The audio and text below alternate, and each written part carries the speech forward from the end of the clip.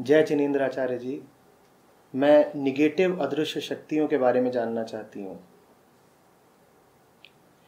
दूसरों के द्वारा किए गए टोने टोटके हमें क्यों प्रभावित करते हैं और हम इससे निकल कैसे सकते हैं?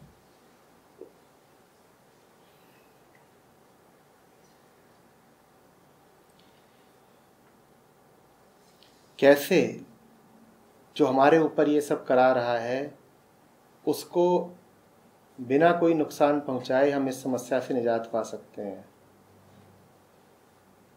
हम टोने टोटकों से होने वाला डर खत्म कैसे करें? इस समस्या पर प्रकाश डालें। सबका मंगल हो। पारुल जैन। मान के ही आई हो कि टोना टोटका होता है और हो चुका है। तुम ये थोड़ी पूछ रही हो कि ये टोना टोटका कुछ होता भी है कि नहीं। पूर्ववर्ती धारणा है कि होता तो है ही, और ये भी मानती हो कि फंस तो चुकी ही हो। अब आचार्य जी का काम तुमने बस इतना छोड़ा है कि तुमको बता दें कि इससे निकलना कैसे है। इससे ज्यादा तो तुमने मुझे कोई आज्ञा दी ही नहीं।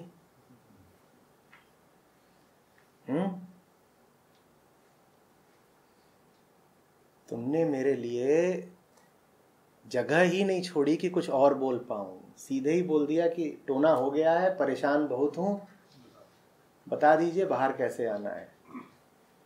यही टोना है कि तुम अपनी ही धारणा में फंस गई हो कि टोना होता है और हो चुका है। यही असली टोना है, और किसी और ने नहीं किया, तुमने अपने ऊपर किया है।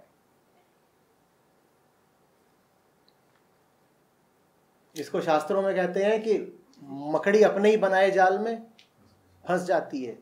तुमने खुद ही प्रक्षेपित किया है कि टोना है। अब जब टोना है तो उससे डरोगी भी, है ही।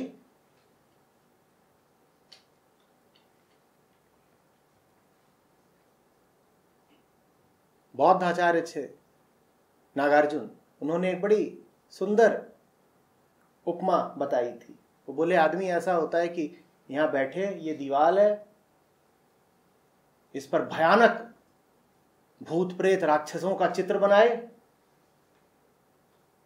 बड़ी मेहनत कर करके दीवार पे क्या बनाए, भूत प्रेत राक्षसों का चित्र बनाए, फिर उनको देखे और दहशत से गिर जाए और खूब जोर जोर से चिल्लाए कि मेरे कमरे में भूत प्रेत पिशाच घुस आए हैं, बचाओ बचाओ।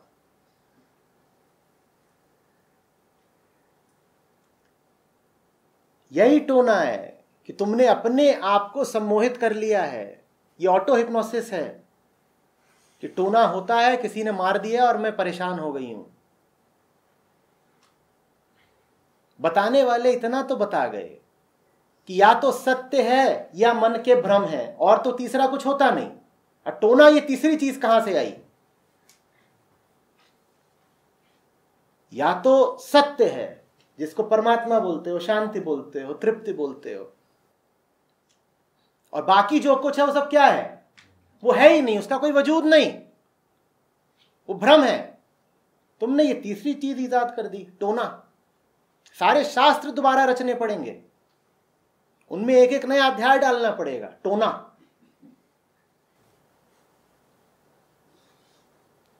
कौन से ग्रंथ में, कौन से बोध साहित्य में तुम्हें टोटका मिला? बताओ। हमने तो कहीं टोटका पढ़ा नहीं। कौन से ग्रंथ में मिल गया? कहां से ये सारी बातें मन में आ रही हैं? निश्चित रूप से पारुल बोध साहित्य से ज्यादा वास्ता नहीं रख रही हो। जरा गड़बड़ किस्म का साहित्य पढ़ रही हो, या टीवी ज्यादा देख रही हो।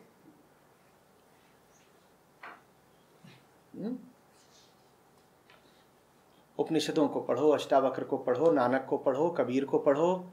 वहां न टोने के लिए जगह है, न टोटके के लिए जगह है। किसी समझदार आदमी ने आज तक टोने टोटके की बात नहीं की। सूफियों की कहानियों में जाओगे, वहां जादुई बातें होती हैं, पर वो जो जादू की बात वहां भी होती है, उस जादू के पीछे समझ और बोध होता है।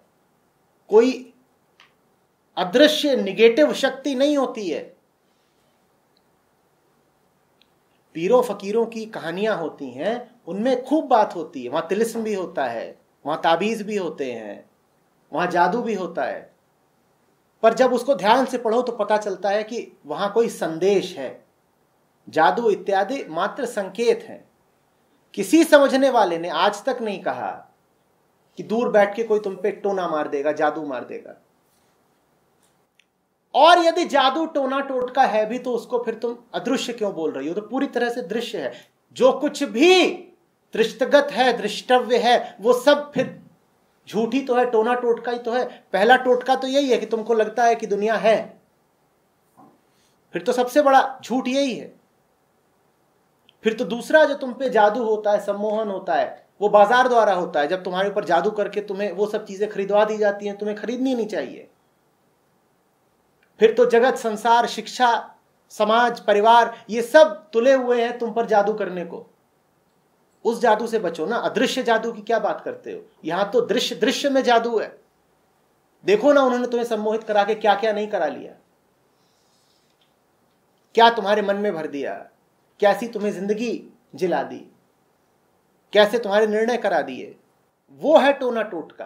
टोना टोटका यदि किसी चीज को कहना भी है तो उसको कहो जो समक्ष ही है, जो सामने ही है। अदृश्य मत कहो उसको।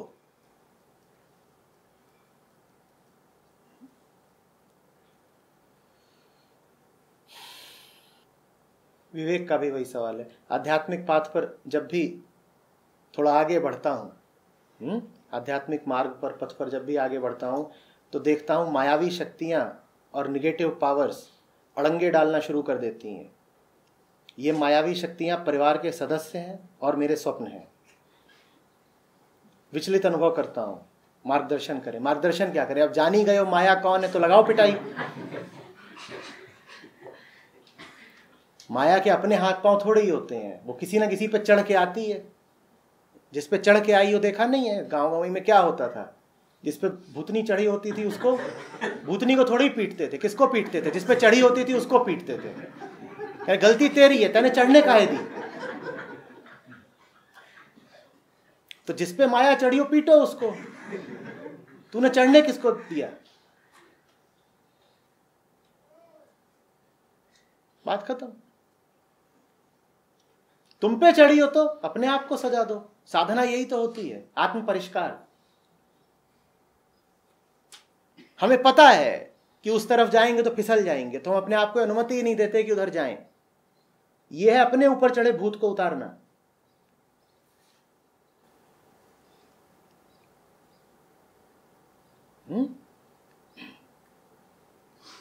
कोई और रास्ता नहीं है।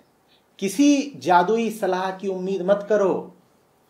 बात सीधी है और सीधे सीधे उसका पालन करो। दो ही हैं, दोहरा के कह रहा हूं, सत्य है या भ्रम है। अब इसमें जटिलता कहां पर है? जहां भ्रम देखो वहां से बचो, और भ्रम पकड़े तो हाथ छुड़ा के भागो। और जिधर सत्य दिखे उधर सर झुका दो, उधर प्रेम बरसा दो, उधर आगे बढ़ो। इससे सीधी सलाह और क्या दूंगा?